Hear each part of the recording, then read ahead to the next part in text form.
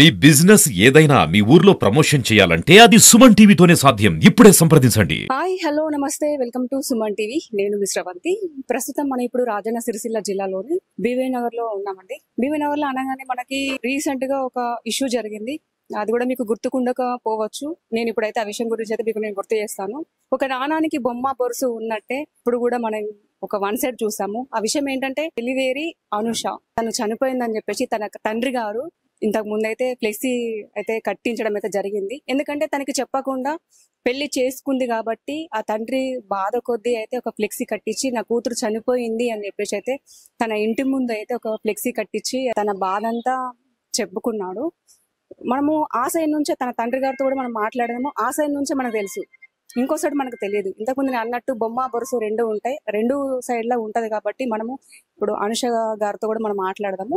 ఇప్పుడు అనుషతో మాట్లాడదాము, వాళ్ళ ఆయనతో కూడా మనం మాట్లాడదాము. అసలు ఏం జరిగింది? తన తండ్రి గారు అయితే చాలా బాధపడ్డాడు. నా కూతురు చనిపోయింది, ఇప్పుడు నా కూతురు లేదు, నా కూతుర్ని మోసం చేసి మాయ చేసి తీసుకెళ్లిపోయిండు అని చెప్పేసి తన తండ్రి చాలా బాధపడ్డాడు. ఇప్పుడు అనుషను కూడా అడుగుదాం అసలు ఏం జరిగింది అని చెప్పేసి తన మాటలు మనం పూర్తి వివరాలు తెలుసుకునే ప్రయత్నం అయితే చేద్దాం.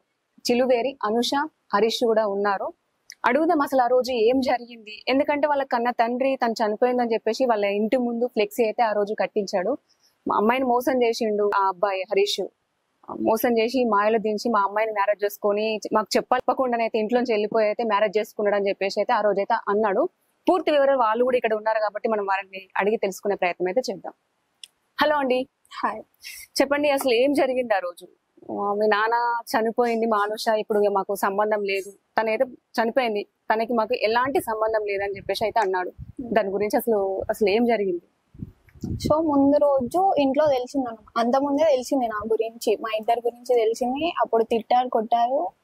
తనకి కూడా కాల్ చేసి నువ్వు మళ్ళీ తన ఇంట అడుకొని ఇట్లా బ్యాడ్ వర్డ్స్ కూడా తిట్టేళ్ళు.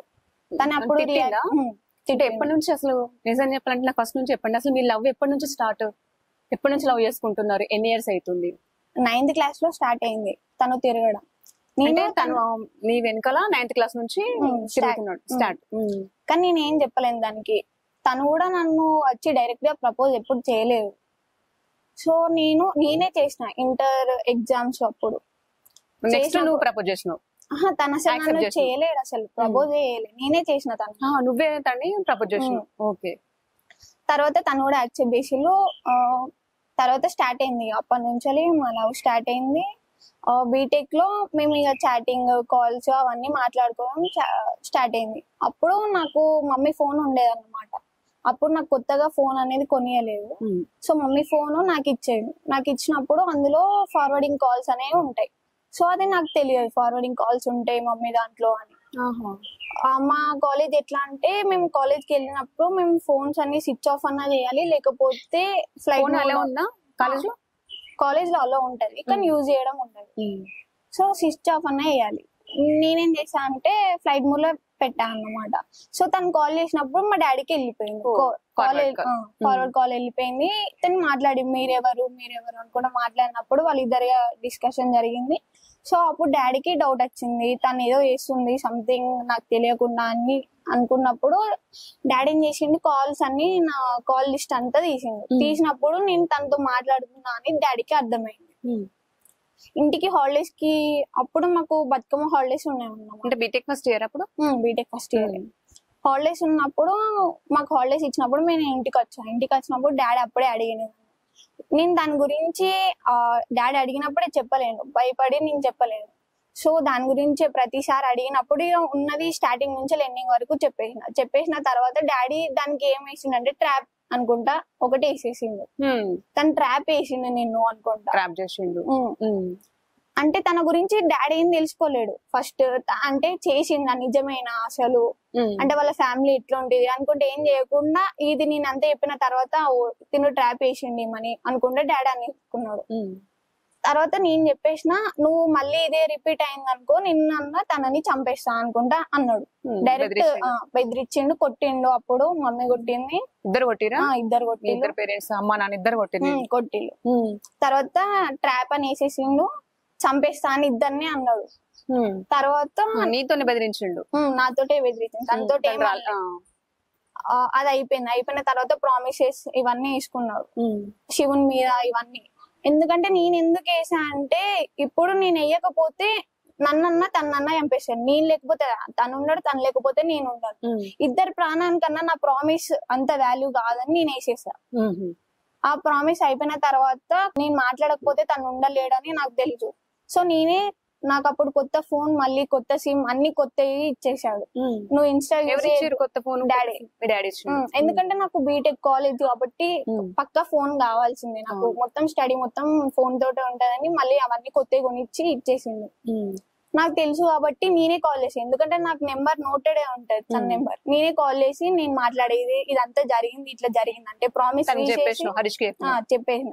చెప్పేసిన తర్వాత సరే మీ మమ్మీ తోటన్నా మాట్లాడదాం, కొంచెం కన్విన్స్ చేద్దాం, ఇప్పుడే చేసుకుంటా అంటలే, 4 years తర్వాత ఇద్దరం సెటిల్ అయినాకనే చేసుకుందాం అని తను అన్నాడు. సరే మాట్లాడతా అన్నావు కదా, సరే మాట్లాడదామని అన్నాం.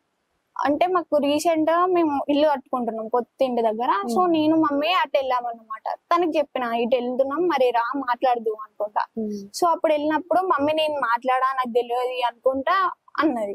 సరే అని వచ్చేసిన మమ్మీకి మాట్లాడతాను ఫస్ట్ తనకేం తెలియదు, మమ్మీ కూడా తెలియకుండా నేను అక్కడ తీసుకొచ్చిన తర్వాత తిని చెప్పా, తనతో మాట్లాడతాను అరుస్తూ.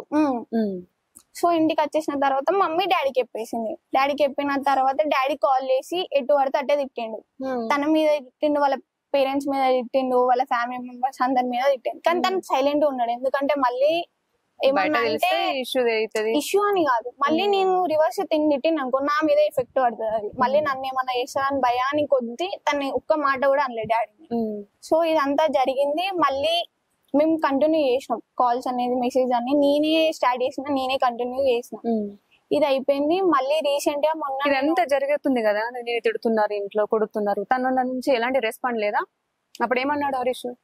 అదే మాట్లాడదాము, కన్విన్స్ చేద్దామే అన్నాడు. ఇప్పుడే మ్యారేజ్ గురించి అని తను ఒక్క మాట కూడా అనలేదు. ఇంటికి వచ్చి మాట్లాడతానని అయితే ఏమనలేడా? ఇంటికి వస్తే పెద్ద గొడవ అవుతుంది. నాకు డాడీ గురించి తెలుసు, ఎట్లా మాట్లాడతాడు, ఎట్లా చేశాడు అంటే. కాల్లోనే అంత తిట్టినప్పుడు డైరెక్ట్ ఎంత తిడతాడు మీరే అర్థం చేసుకోండి. సో అందుకే డైరెక్ట్ వద్దు, డైరెక్ట్ అయితే పెద్ద ఇష్యూ అవుతుంది. మమ్మీతో కన్విన్స్ చేసి మమ్మీ డాడీకి ఇట్లా చెప్తుంది కావచ్చు అని మేము అట్లా అనుకున్నాం. మమ్మీ ఏం చేసింది, డాడీకి చెప్పేసి డాడీ తినని తిట్టేసిండు.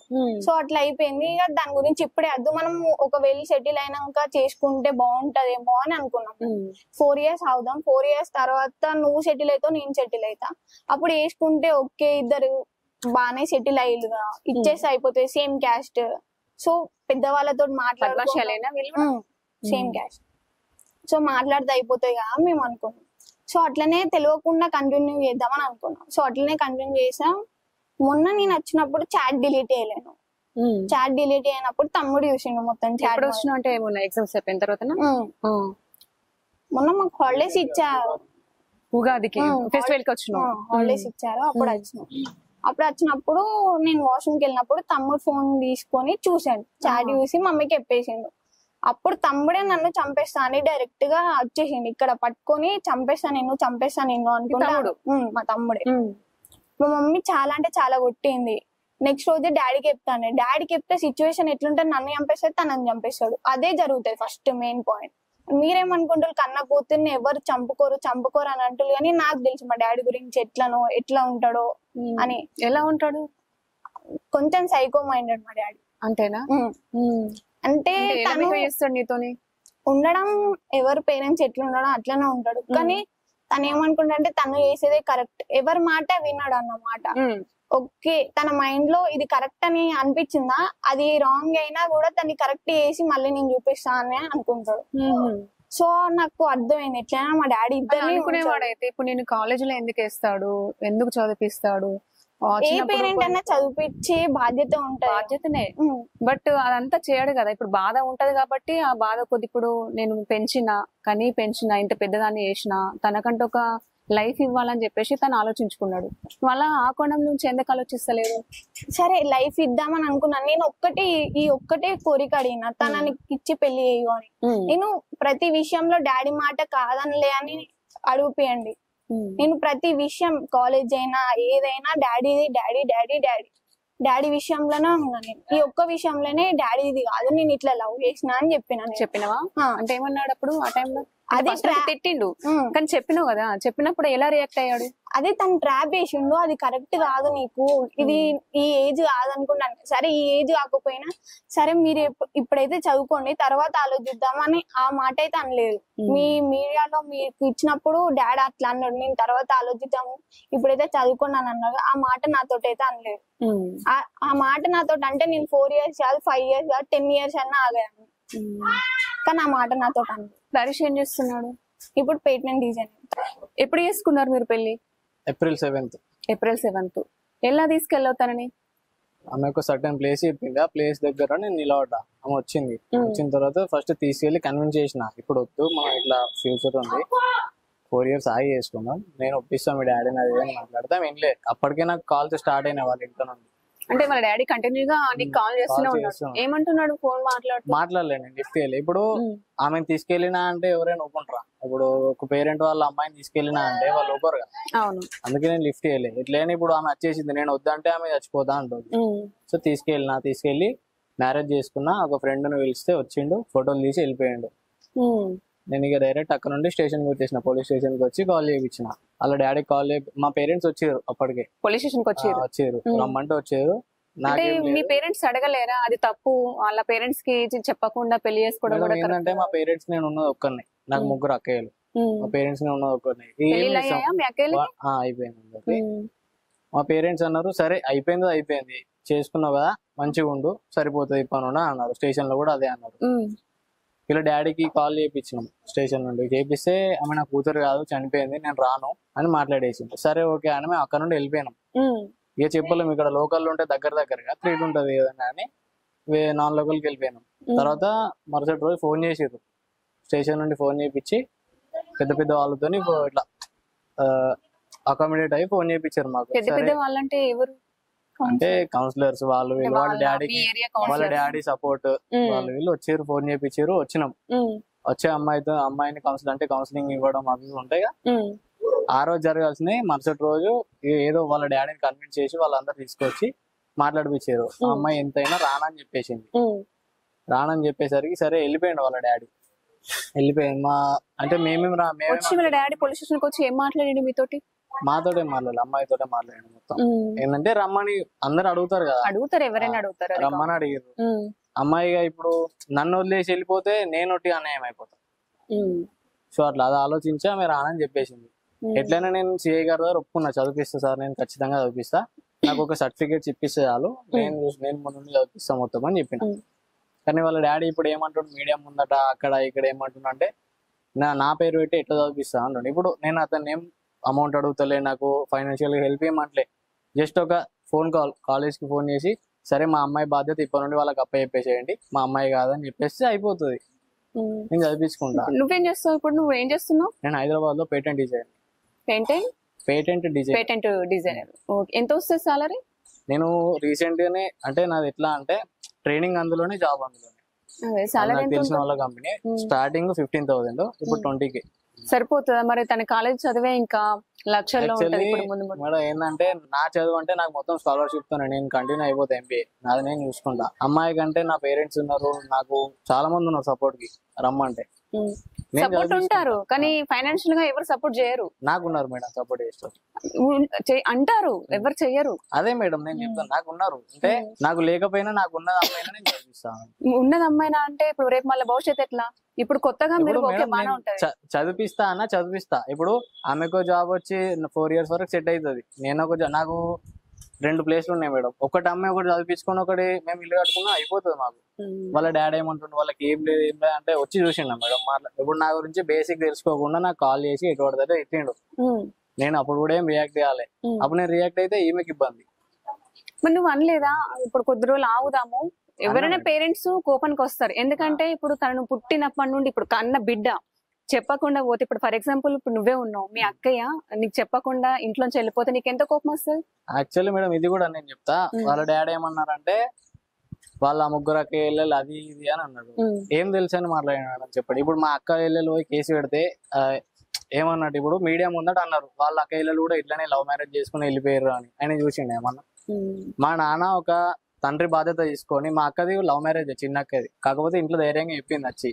మా నాన్న అర్థం చేసుకున్నాడు, అబ్బాయి ఎవరు ఏంది అని తెలుసుకున్నాడు, పోయి మాట్లాడిండు. సరే క్యాస్ట్ సేమే, ఓకే అంత మంచిగా ఉంది, మీకు ఏముందని అడిగితే వాళ్ళు ఎంబడే పోయి స్పాట్ లో 2 జాగాలు కొనుక్కొని ఇది మాకు ఉన్నదని చూపెడితే అప్పుడు చేసి ఇచ్చిండు. అదే తండ్రి బాధ్యత అతను తీసుకుంటే బాగుండు కదా. ఇప్పటికి తన తండ్రి ఎట్లా ఆలోచించిండంటే, తను ఇంకా చిన్న ఏజ్ 18 years 3-4 days అవుతుందా, 18 సంవత్సరాలు పడి మీకు 3 months months అవుతుందా? అవుతుంది. ఇప్పుడు 18 సంవత్సరాలకు తన మైండ్ అనేది మెచ్యూర్డ్. ఇప్పుడున్న కాలానికి కొంచెం ముందు ఉన్నారు, పాస్ట్ ఉన్నారు.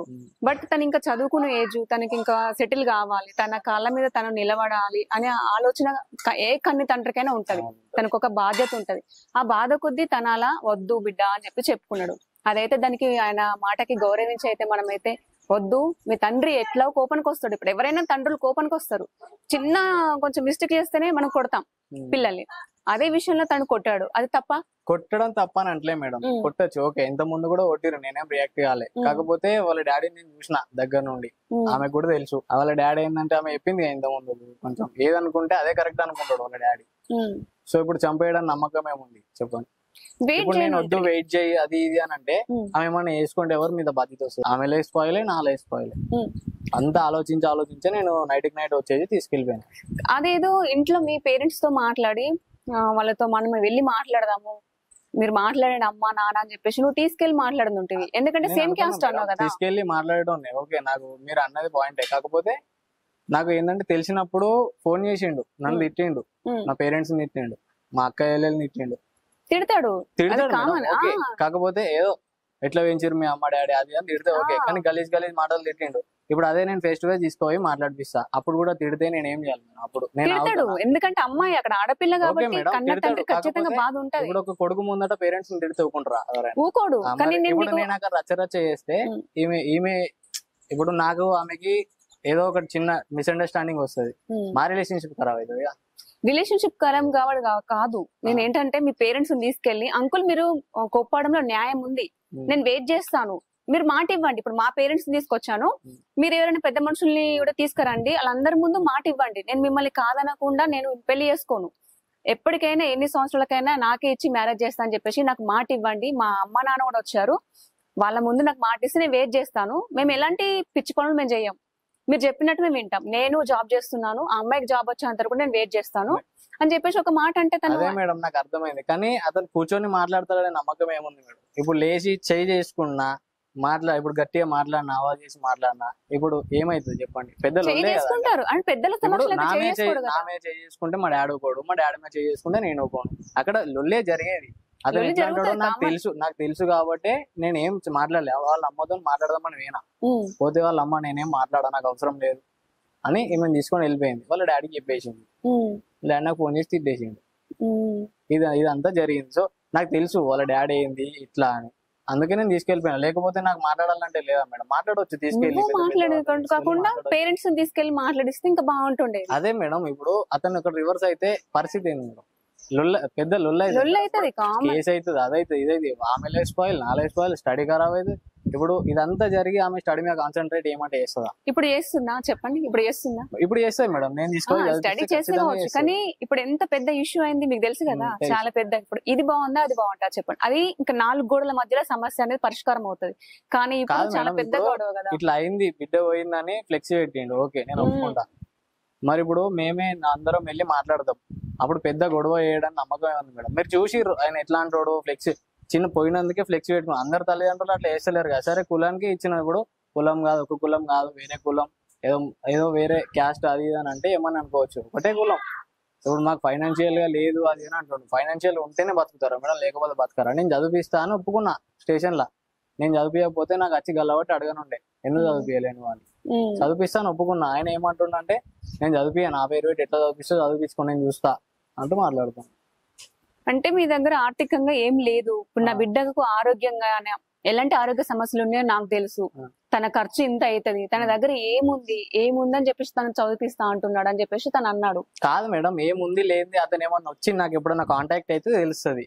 ఎప్పుడన్నా నాకు వచ్చి మాట్లాడినా, మేడం బాబు నువ్వేనా, ఇప్పుడు నువ్వు అమ్మాయిలు నవ్వు చేసినావు అంట, నిజమేనా, మరి ఎంతవరకు కరెక్ట్ ఎంతవరకు రాంగ్, మనం ఈ సిచ్యువేషన్ ఈ టైం వరకు ఈ పొజిషన్ నుండు నేను అనుకున్న పొజిషన్లో ఉంటే నేను ఖచ్చితంగా మా అమ్మాయిని నీకు ఇస్తా అని నాకు చెప్తే నేను అప్పటి నుండి ఫోన్లు అన్ని బంద్ చేసి నా పని మీద నేను చూసుకుంటుండే. నేను ఇందాక అదే అన్నాను.